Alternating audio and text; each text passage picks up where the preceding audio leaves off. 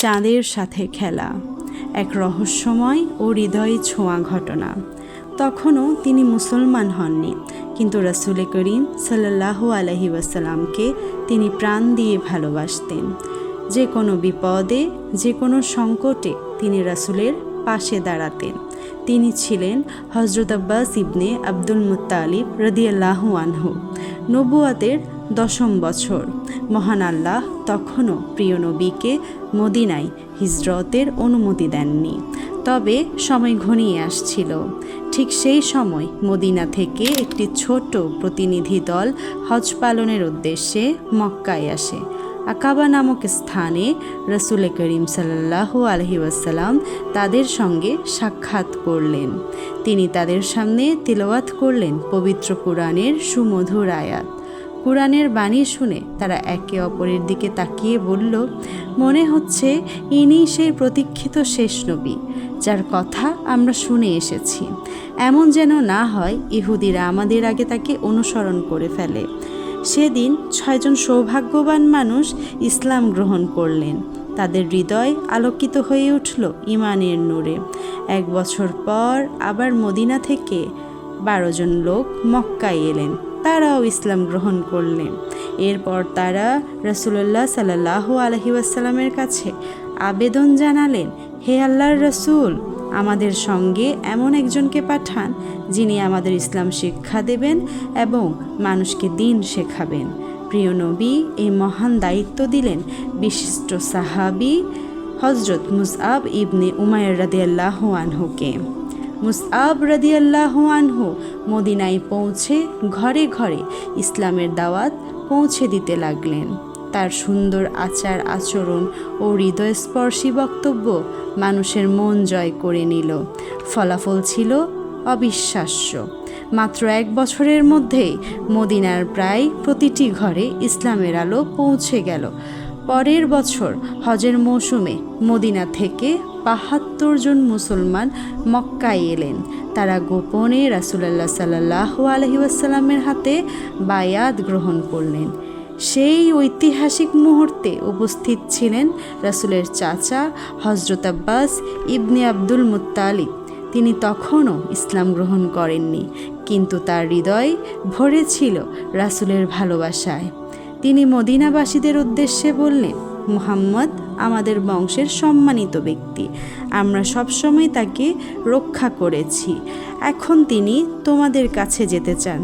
যদি তোমরা জীবনের শেষ পর্যন্ত তার পাশে থাকতে পারো তাহলে তাকে নিয়ে যাও, অন্যথায় এখনও স্পষ্ট করে বলে দাও।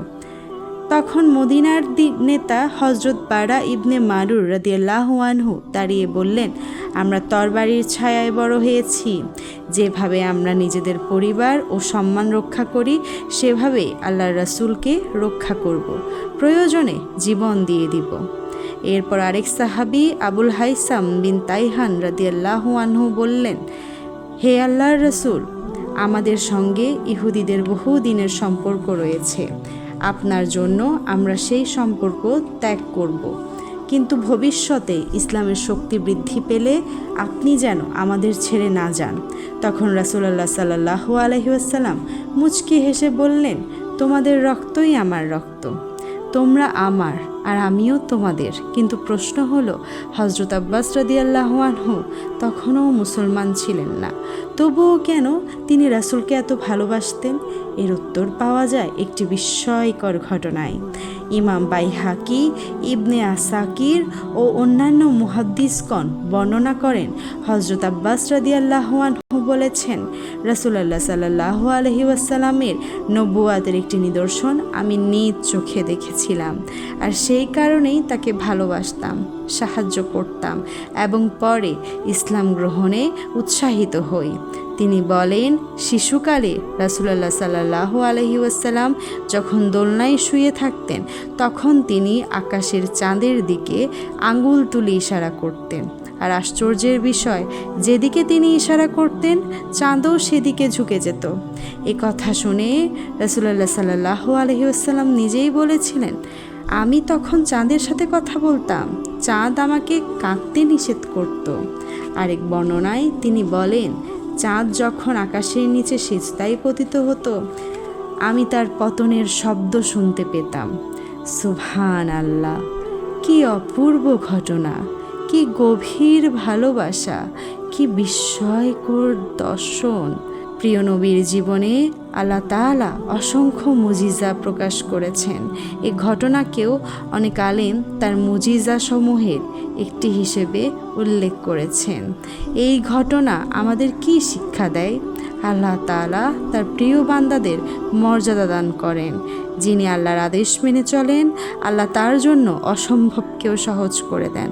আর আমাদের জন্য সবচেয়ে বড় শিক্ষা হলো রাসূল করিম সাল্লাল্লাহু আলাইহি ওয়াসাল্লামের প্রতি ভালোবাসা হৃদয়ে ধারণ করা, তার সুন্নাহ অনুসরণ করা এবং তার দেখানো পথে জীবন পরিচালনা করা। আল্লাহ তাআলা আমাদের সবাইকে সেই তৌফিক দান করুন। আমিন।